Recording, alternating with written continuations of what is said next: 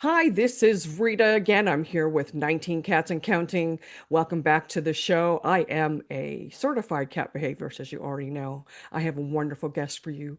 I can't wait to talk to you about her. We'll be right back after these few messages. And we're back again with 19 Cats and Counting. We have on our show, this woman is just phenomenal. Katia Colitti. She is a lawyer on top of being a cat welfare scientist. She has a master's degree. And she just knows a lot about cats. She's not a veterinarian, like I'm not either, but we do want to share all her experience and some of the projects that she's working on. Welcome to the show. I'm so excited to have you on. Thank you so much, Rita. I am delighted to be here. So, how did you get started? What got you started on getting involved with animal welfare and cats in particular? It was kind of a dream a long time in the making. And when I first became a lawyer, animal law was an interest, but it wasn't so available, so widely available in the US. And it was a bit shelved for a few years. And I started doing some volunteer writing for animal protection organizations, animal welfare organizations. And then um, a while later, I was looking for a degree. I said, okay, finally, I'm going to make this more formal, and I really wanted to study it. And I found this incredible program at the University of Edinburgh, the School of Veterinary Studies, that was a Master of Science in Mhm. Animal Welfare, Ethics, and Law.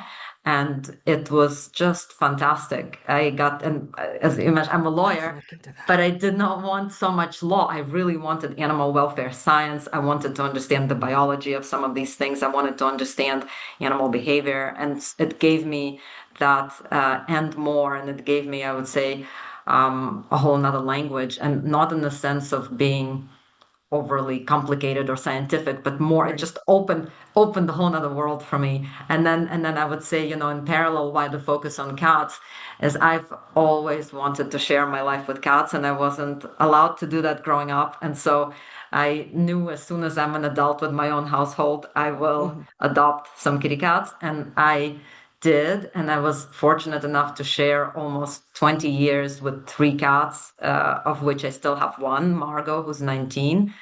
And so those Oh my cats, gosh, yeah, 19 cats yeah, and counting. That's hilarious. yeah. So Margot's 19, and those three kitty cats, they moved when we moved for work from the US to Belgium. They moved with us and have lived a long time with us in Belgium. And so, yeah, we can talk a little bit more about my current writing project, but this is broadly how I arrived at the space that I'm in now. I wonder why 19 is the number. I've had up to 20, but I had 19 for a long time. Somebody wrote about me and they titled the article 19 Cats and Counting, and I said, "Oh, that's my name on my podcast." Wow. It's a So very you good just name. decided Yeah. one day, and on top of being a lawyer, you were going to get involved with cat welfare, and once you start getting involved, you realize how many layers there are to it, how many nuances there are. Is there a particular area that you're partial to? Like, I know we were talking about senior cats. What is your passion? I would say yes. The passion of all passions is senior cats, Hmm. and making sure we know what they need as they grow old. And as my veterinarian says, aging is not a disease. So I agree with that. But they do become more frail. They do have They needs do. that change. They might have changes in behavior. They might need extra help. And so I just feel so much, love, tenderness, all of these things, and want to understand them and provide a good environment for them, and also talk to other people cats are Right. living increasingly longer lives, and people, and I love talking about older cats and Me too. helping people help their cats live better lives well into their golden years. Probably, maybe if I had to talk about another topic, that would be feline diabetes, because that's something that's very close to my heart, having cared for a senior diabetic cat for 4 years. Definitely. When the cats get older, they do tend to have more diseases like diabetes. I have a 20-year-old. Luckily, she's still healthy. I have a 17-year-old and a 16-year-old, and then after that, they're all younger. Um, but I just lost my boo-boo at age 17 a week ago today. So I'm down to 15 cats now. And watching him get older and the different, you've really got to watch your cats because cats like to hide when they're not feeling well. But the different stages they go through as they age, just like people. Exactly, exactly. And there is a difference. I have a book that I quite like written by a veterinarian about older cats and making sure that caretakers really think of all the things that could happen.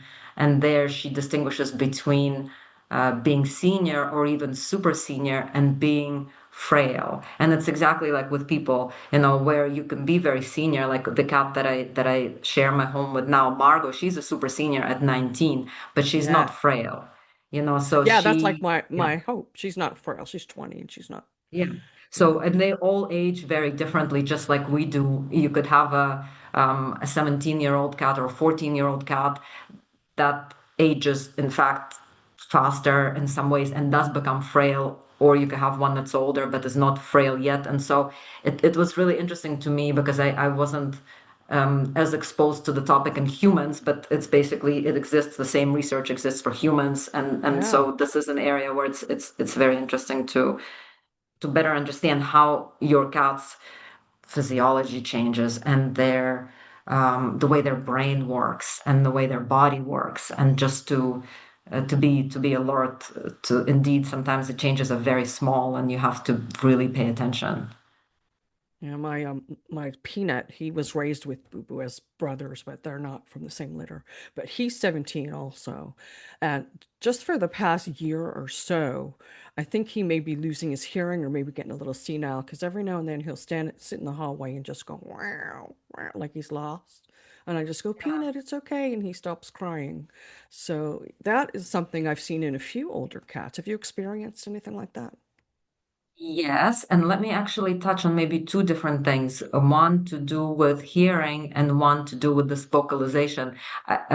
First, maybe on the hearing. I've lived, one of my cats, Maya, she became deaf in her senior years. And so, I yeah, had a that deaf was cat. Yeah. it took a while for us to figure it out because you sort of expect as they grow older that, and she had some arthritis as well, so you expect them to slow down, you expect them to sleep a bit more soundly. Hmm. You don't always pick it up, but then when we realized what was happening, I read up on living with the deaf cat, and so we started making sure that we never came up from behind unexpectedly, Right. or you never touch her body when she's sleeping. You only like tap Right. lightly on the bed, or you Hmm. like really, I tried to make my steps, super heavy when I was around her so she could hear the And she'll feel the vibrations. vibration in the floor when Yeah. you're coming. Yeah.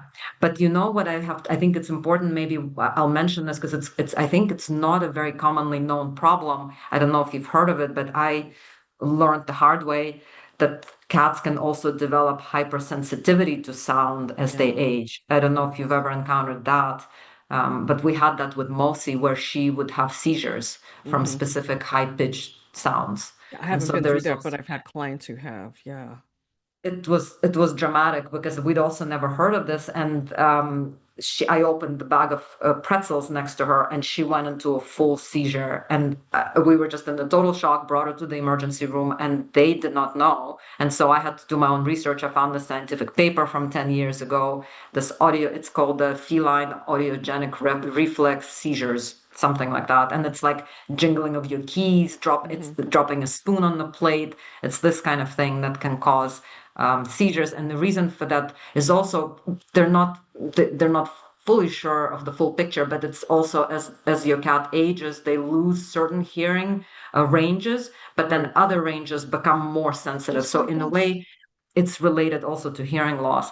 Yeah. So that's on hearing, and on vocalizations for sure. It's something that I've noticed more with my cats as they aged, and this is a normal thing that you read and hear about a lot. That they first need more reassurance from us. It could be one of the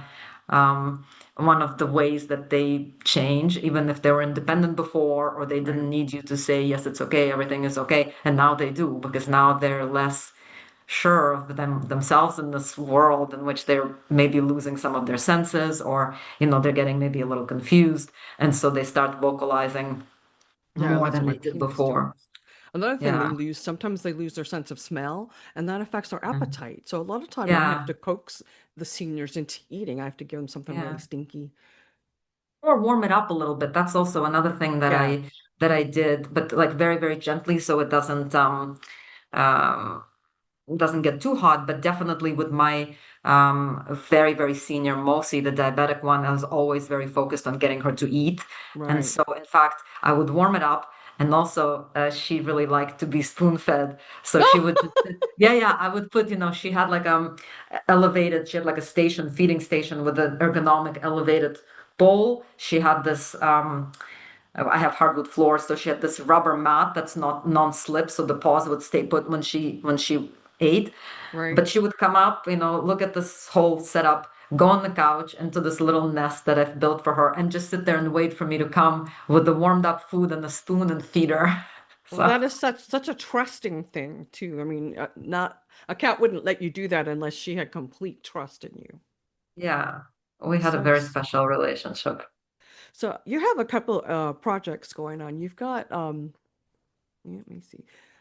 I don't know what happened to my notes here. Somehow things have changed in Zoom, so I'm sometimes a little confused. Tell me about Minding Mittens. What is that all about?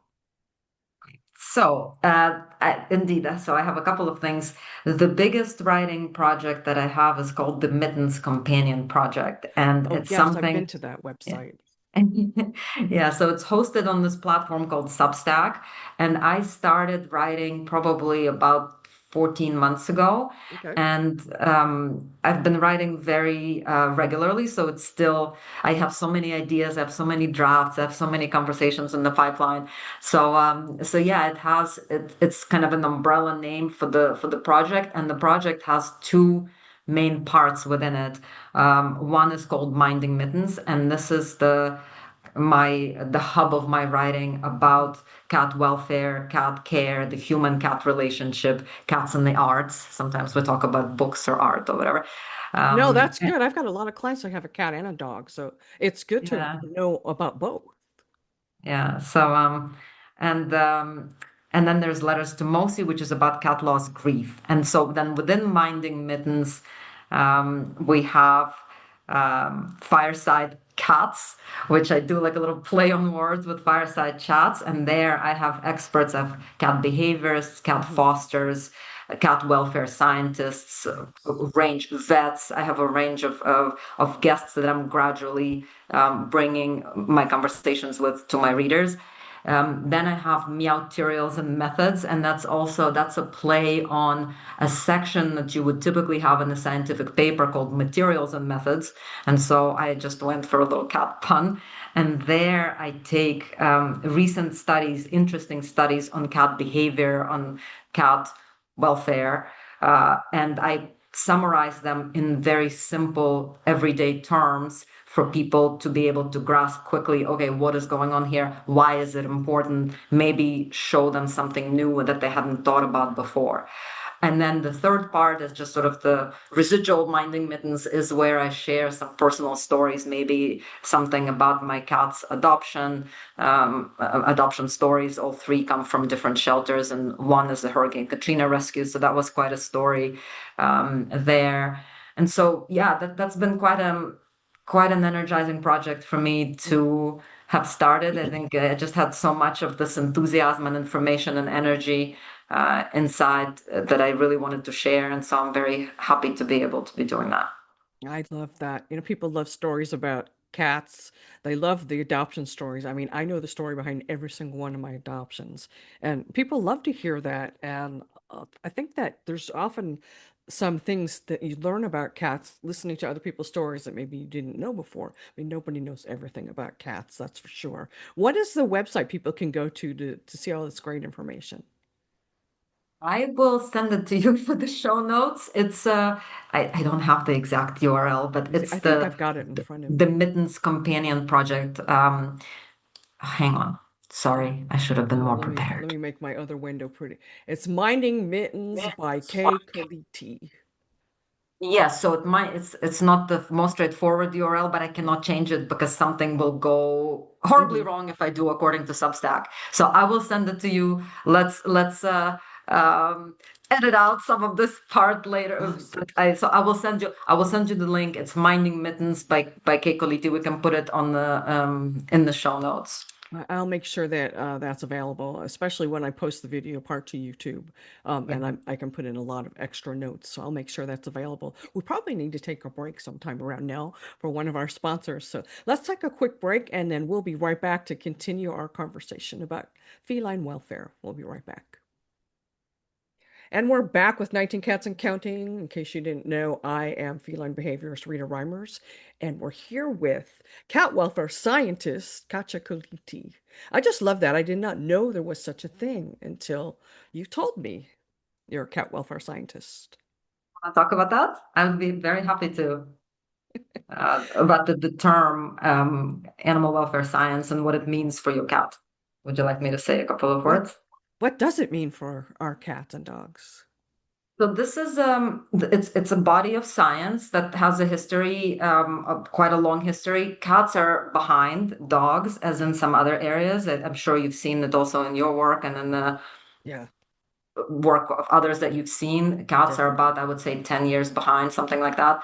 But it's a body of science that looks at how the animal is coping with the environment that it's living in. And there are Okay. different ways. There is not one definition that everybody uses, but there are basically different ways of thinking about it. And it affects how you think about it, affects what kind of life your animal is going to have. Because if you Hmm. say welfare is just as long as the animal is physically healthy, we're okay, Yeah, but it's that more than doesn't that. really get, it's more than that, exactly. So it needs to also have this emotional component, and for cats we know that the bond with their human is very important to them. So it's the emotional component, the physical component, and then this component of naturalness, so being able to do natural behaviors that the cat Right. needs to do. So that for me is really important, especially if we keep our cat indoor only. Oh, yeah, definitely. Yeah. That's one of the things I talk about in my behavior. Your cats need to climb, they need to scratch, they need to hunt, they need things that represent all of those activities that normally you're doing outside. You need to make sure that you bring those activities indoors and spend some time with your cat too. People will bring a cat home and they just put it down, cats are independent. They're really not. They need social structure. And if you don't Yes. pay any attention to your cat, you're going to get an aloof cat and a cat that isn't around a lot. So you get just like with people and relationships, you get out of your relationship with your animals what you put into it. Would you Yes. say that's true? I would absolutely say this true. This is true, and I really believe very strongly in that. It is a relationship like any, like it's not exactly like any other because we have to accommodate, the species specific Sure. needs. But indeed, yes, if you just say it's a cat, it's gonna take care of itself, whatever, Yeah. then that's what you get, and you're definitely not getting the full, you're not developing this relationship to its full potential. And yeah, the cat is going to be aloof. The cat is also going to be really bored. And there's Yes. I have something that I have in the pipeline that I plan to write about, which is how bad boredom actually is for animals, for intelligent animals, animals Yes. that can be social and they need stimulation, they need play, they need all these different things, and how actually harmful to them chronic boredom can be. Definitely. I owned a cat sitting company for 17 years just for cats pet sitting. And I can't tell you the number of homes I went in, and the only way you know there's an animal there at all is the food bowls on the floor of the litter box, right? They need a lot more than that. If your cat doesn't have mental and physical stimulation, believe me, they're going to find a way to get activity and at the expense of maybe your furnishings or some of your knickknacks, right? You don't want them to do that. You need to give them Yeah, proper things so that they can exert their natural personalities. yeah. No, that's definitely true, and I think this is also it's interesting. I've thought about anthropomorphism quite a lot, which is basically thinking of animals or other non-human actors as though they're humans. And so this is also one, where sometimes people think, oh, the cat is like scratching the couch out of spite, or I how do they know, not know, they're not allowed to jump on the windowsill. Yeah, but your cat is not a little person living in your house. Your cat is like an entirely different species. You need to give them, first of all, the resources that we were talking about that they need. And right? second, this kind of a, implying this whole level of malice or some kind of a, spite or something like this when the animal, I Cats think it don't feel spite. They don't know what that is. no, no, and it just you miss then the real thing and an opportunity to really address it for your Yeah. cat because I think it's never too late. Like I've made mistakes in caring for my cats because I just didn't know. Or one thing I would say, I used to think that if a product is on the market, somebody must have thought about this and somebody must have concluded that this is good. Like it goes for litter boxes with really high sides or like Yeah. really closed in or Or really the small. top entry The ones where they have top to. entry. Oh I yeah, hate yeah, those. yeah. I've never had one of those, but I've had like the really high, to prevent smells from escaping, whatever. And then of course now I know that is not optimal for the cat, but it takes. You have to be interested in this. You have to. I don't like the Right. idea that cats are these low maintenance animals that you can just drop in your house and forget about them. I definitely don't They're agree with not. that. They're not. They just need a different type of attention. And they also don't really like lidded boxes because that holds the smell in. Not only that, but cats are you're naturally very suspicious of their surroundings, right? Because they're right in the middle of the food chain. They're predator and prey. So they're extra cautious. If they're inside the litter box and they don't know who's outside, they're more cautious about coming out. Maybe they don't even want to go in because they don't want to be trapped in there. Yeah, yeah, yeah, that's very true. That's very true. And then of course when your cats become senior, then it's a whole another Yes. story with arthritis and recognizing when you should switch maybe to I went for really huge litter boxes with really low edges Yeah, and I have those for my yeah. seniors. Yeah. Yeah, so that's very important, and also having enough of these um, Thank you. litter boxes or other resources to make sure that if there is any kind of a intricate competition going on, that everybody is happy and not threatened. Oh my goodness, what a sweetheart! Say hi, everybody. She's a You are very shy so kitty. beautiful. What a Actually, I beautiful. took her in because my mom's friend had adopted her, and I adopted the brother.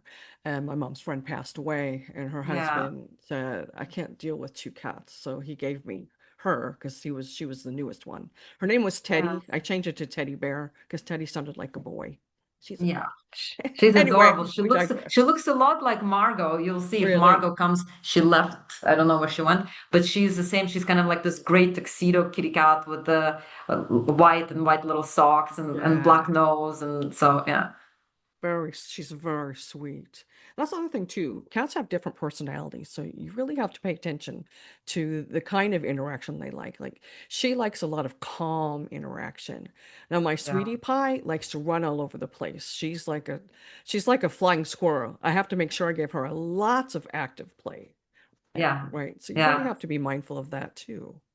Definitely, they're all very very different, and it's just like we're each a different person. And Yeah. one thing that I saw even just with my three cats, the level of physical interaction that they want. Margot, for example, she is not a lap cat. She's what I call a lap adjacent cat. So she will sit next to me and she'll sometimes even kind of back up her whole body so she's along the side of my thigh. And Yeah. then she looks up and she's very happy. She will never sit on my lap.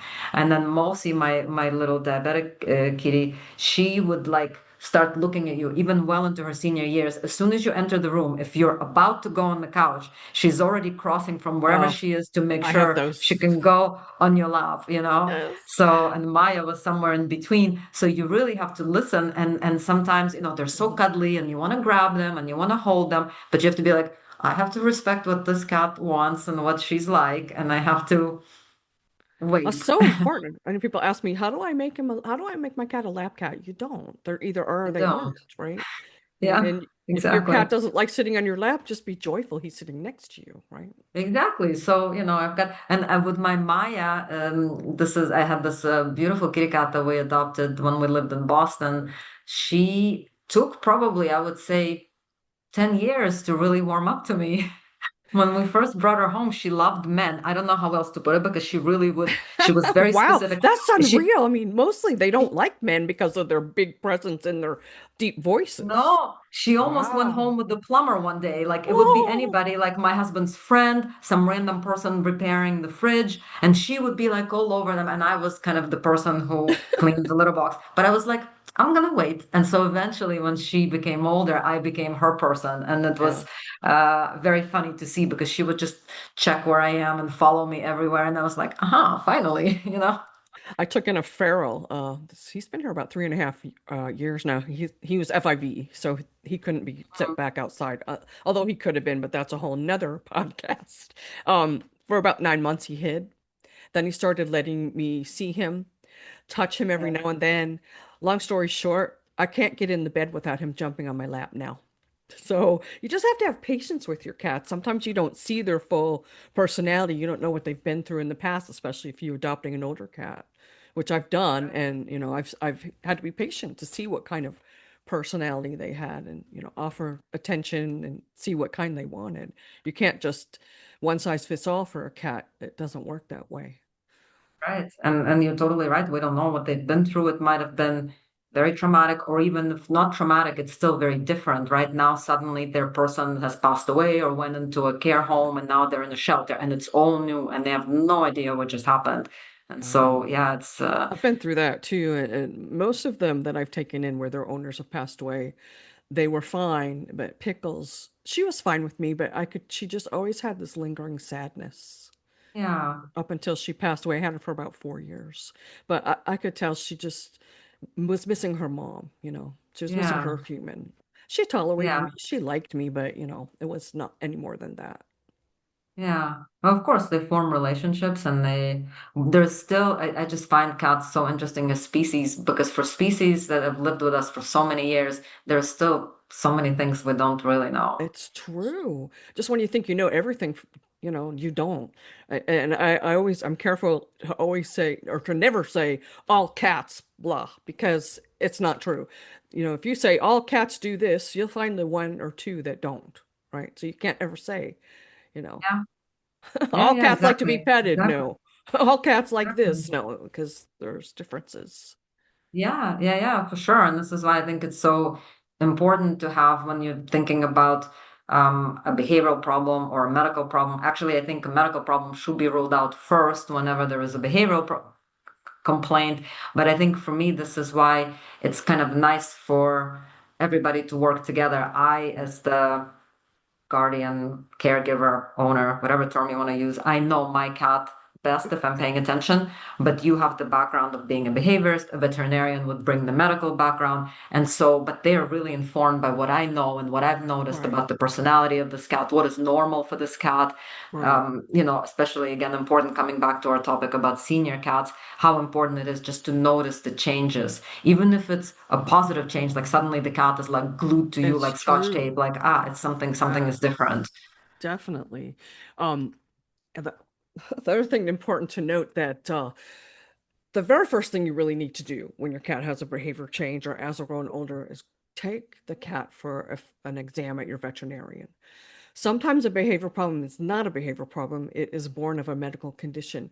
And after that, it could have become habit, and then we can Yeah. work on it. But you really can't work on a behavior situation until you make sure your cat is 100% healthy.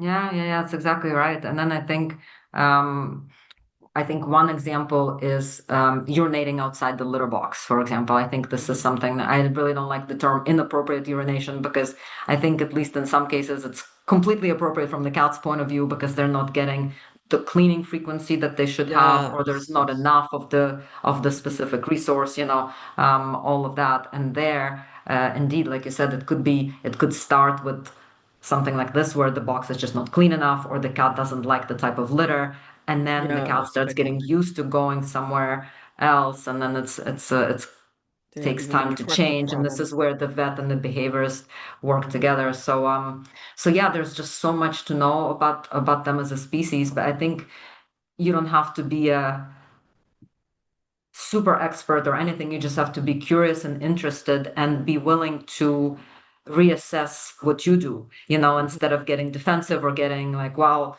I've always done it like this, because I like to learn what else is there and then see like what can I do better? What do I know Sure. now? How can I apply it? So Exactly. I'm my very careful cats to be are, yeah, judgment free. People that come to me with declawed cats or whatever. I mean, I'm not for declawing, but I'm not going to judge you yeah, if you've got a declawed cat. You need help. yeah, They need help too. yeah. So we were talking a little bit about cat loss and cat grief. I Mhm. think sometimes people sweep it under the rug if their friend has lost a cat or a dog. Oh, they'll get over it in a day. It's not true. Sometimes losing a cat can be harder almost than losing a person in your life because they're there with you when you're brushing your teeth, when you're getting ready for work, you're making your coffee. They're there with you for every moment of your day, right? And then they're Yeah, yeah, gone. I just went through that. I'm still going through losing my boo-boo. yeah. You're right. It's maybe a few things. There's so much I think to unpack when you talk about companion animal loss grief, but especially cat loss grief. I think from what I've seen in kind of the reading, the research that I've done, I've also gone after losing my cats to a support group. Right. From what I've seen, it was really striking because even dog loss, and it shouldn't be like a suffering Olympics, but it is actually in some ways. People think that um, your grief, if you've lost a dog, you're sort of more justified in grieving than if it's a cat. Yeah, I've it's true. literally had. I mean, I was in a support group for people who have lost cats and dogs. I think it was mainly cats and dogs. You could have come there with any animal loss, but it was kind of a. I was There were very few cat people there. There were mostly dog people who have lost a dog. And somebody said something like, well, I'd like to think somebody was very sad. And they said something like, I'd like to think that my dog would have wanted me to live my best life. Cats, I don't know. And I was like, what? First of all, and it was just, there were some of these comments that you're like, why does it need to be better or worse? I think both of these suffer a bit the same fate I in the hands of agree. broader society where people just don't think it's a valid form of grief. And it's a huge motivator for why I write about it and why, because it's a vulnerable thing. Like I'm putting myself out there and I'm saying it really hurts. I've lost my Maya 3 years ago. I lost Mosi almost 2 years ago. And if you feel the same, I understand you and I see you. So like for me, this was one of the big reasons why I decided to write about it, to make Hmm. it okay for people to feel like this. And I've had people comment and say, you've put into words what I feel.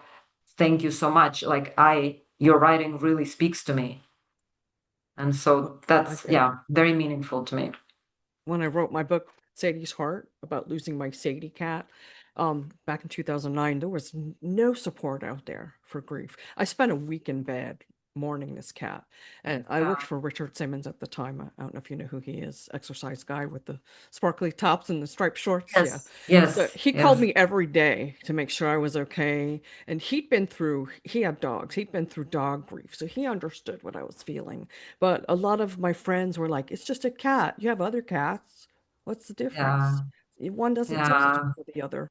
Right. No, no, or people would say, "Oh, when are you gonna get another one?" Or, but it's not a pair of shoes. It's all in its own time and it's unique. Every loss is unique, and you will know this, and I know this, and every instance of grief is unique, and you never know. It's not like, oh, I've lost one cat. I know how to lose cats now, and I'm better equipped to manage grief. I'm not, I definitely know, I would say I know more just where to find Hmm. things and where to find support if I need it. That is for sure.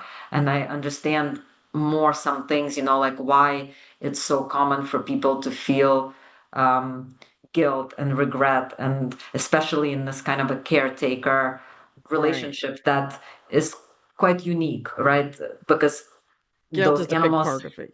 they Yes. live with us. They're not going to go on. Like if you have children, they go on to have their own life. You're not preparing your cat to go have their own life. You're Right. carrying them for their whole life. And then also if you're fortunate enough to have shared their senior years, the caretaking, I think, is something very intimate and really very meaningful. And yes, you're right when you say that you could I think human relationships are different in many ways, but also usually more complicated.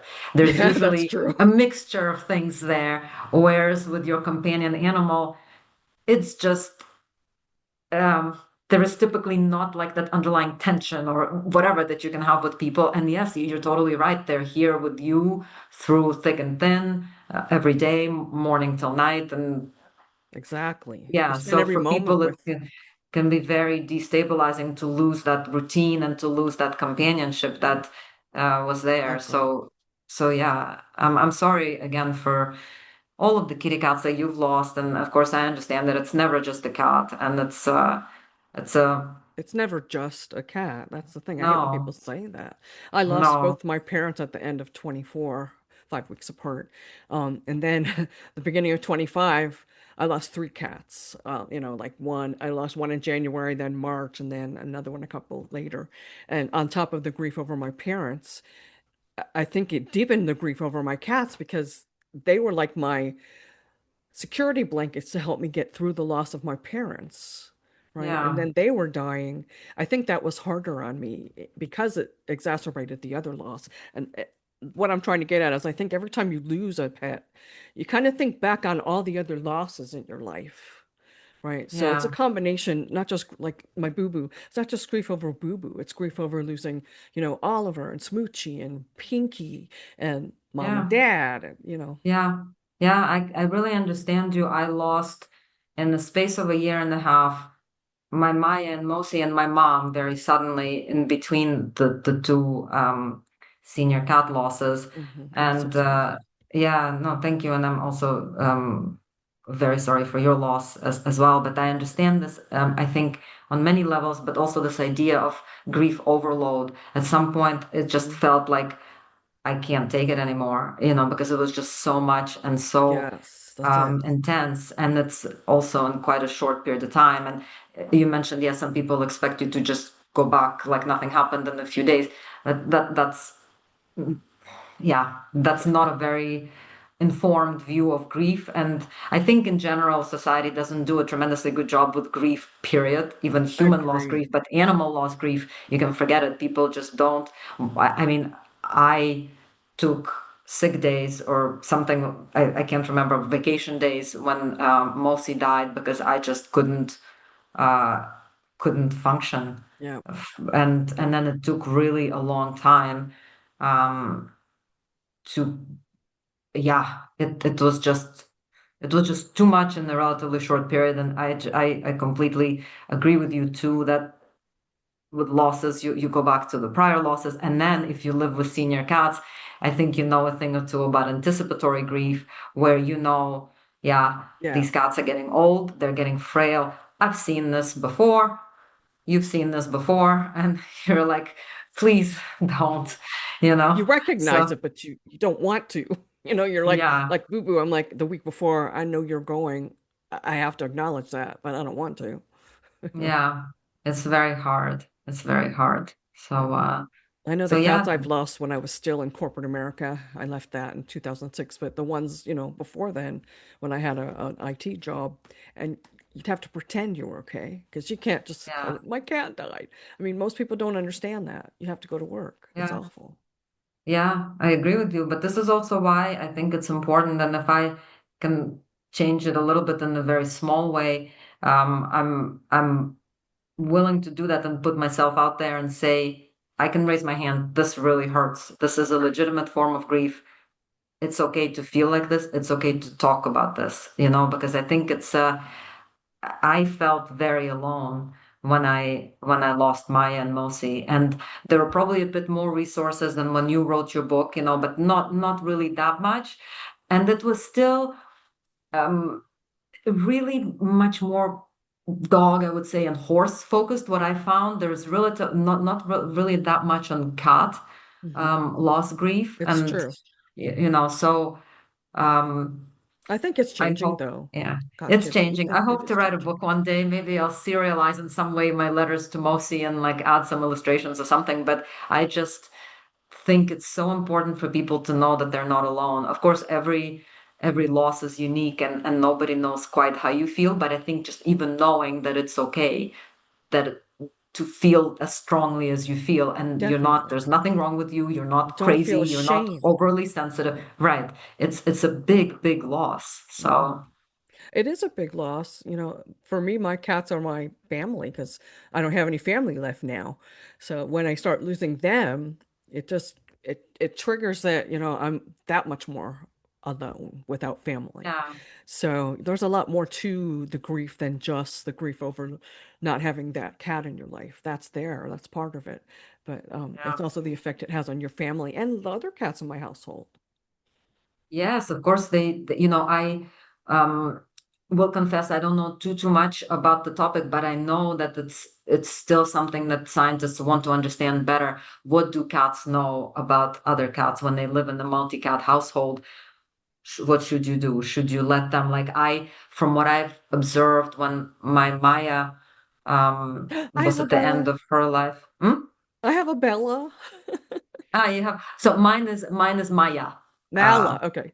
My Yeah, and so when she was at the end of her life, one of my other cats came and sat very close to her, and I don't know what conclusions to draw from it, but I think she understood. She was sitting a bit differently than she would normally Yeah, I think they do do, know. and so I think they do know. And I've also read in some literature that they say to, if you're making a euthanasia decision and you're taking your cat to the clinic for that, or if it's at home, to let the other cats say goodbye, give them an Yeah. opportunity to come into the room, don't close them up somewhere, so because they do understand.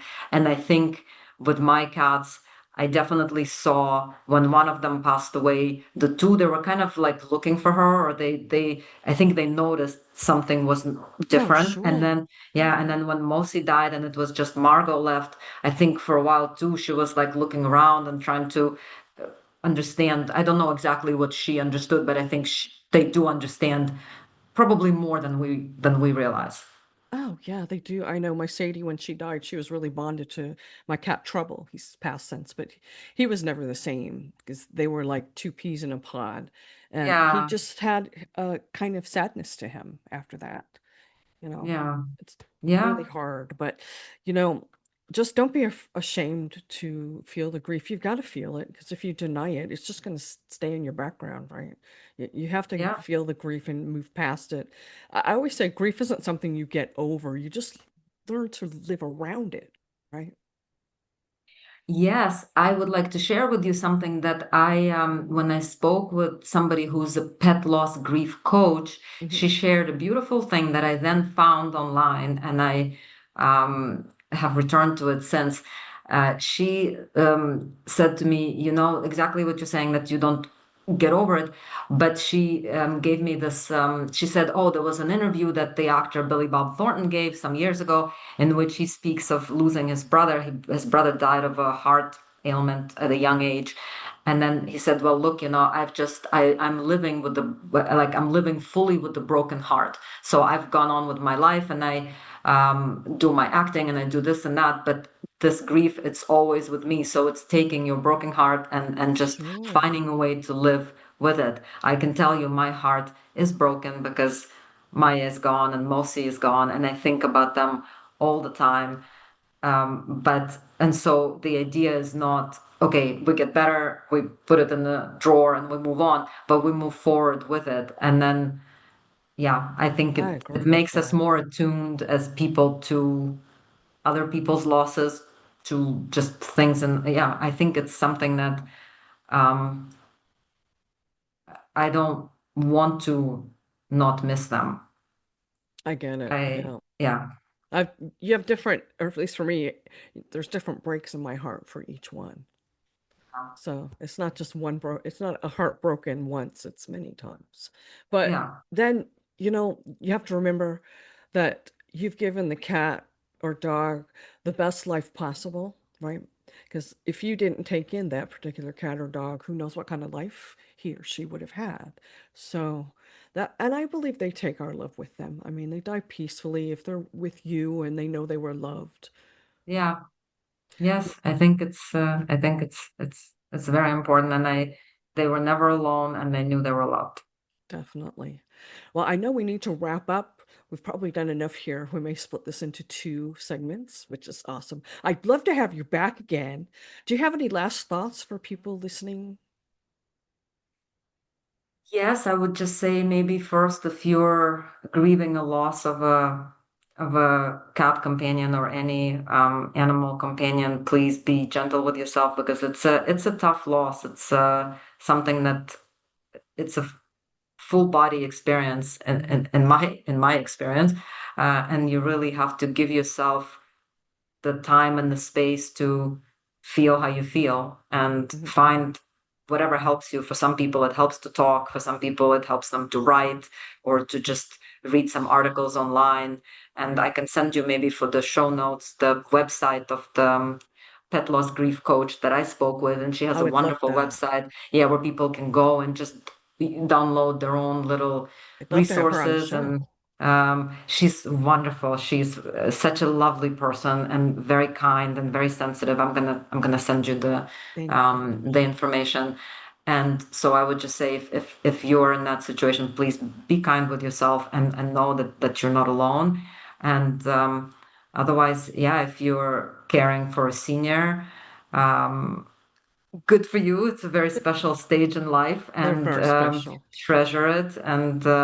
And in general, if you're sharing your life with cats, it can be a very meaningful and a very rich experience. So I hope you continue to learn and grow and you know when we know better, we do better. And so that's I think the goal of living with companion animals, making sure they have the best lives that they can have with us. All the way to the end. Don't be afraid to adopt those seniors that you see in the shelters or rescues. I've done it many times, and even though you know your time with them is going to be short, you bring them a lot of peace and comfort. I mean, they don't want to die in a shelter, right? Give Yes, them love. yes. They deserve the best senior life, especially the end in their golden years. They deserve the best they can get.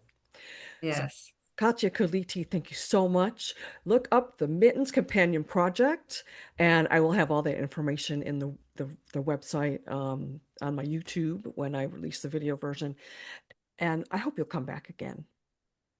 Wonderful, Rita. I had a lovely time. Please just let me know, see how it goes. If you want me to come and talk, I'm happy to do that. It's been extremely enjoyable and Thank you. just a lovely way to spend the evening. So I will send you bio, photo, some couple of resources, and I will follow up with Kelly and mention that I spoke with you and Awesome.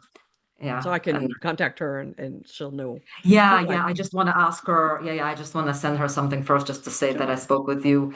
But she works for the service called Lap of Love. So this is the um, it's something founded by Dr. Mary Gardner, whom I had on for Fireside Cats. But it's end of life at home euthanasia and hospice services for senior cats and dogs and their people. And so Kelly works for this. I met her through a support group. And so I was like, oh, she's a really lovely person. And then I had some individual sessions with her. And then when I started writing, I said, would you like to come and talk to me about cat loss Nice. grief? And so she did. I could probably Yeah. use her. I'm still grieving over You my know, mom. I can send you, if you'd like, I can send you the link to the interview that she did with me, just so you can kind of get a feel for. Okay. That'd But be she's awesome. really a very kind and very lovely person. Now, stay tuned, everybody. I'm going to make sure I can get her on our show. And of course, I have to thank Mark Winter for giving me this wonderful spot on Pet Life Radio. I so appreciate it. Till next time, don't forget that every day is Catter Day. We'll see you next time. Stop recording.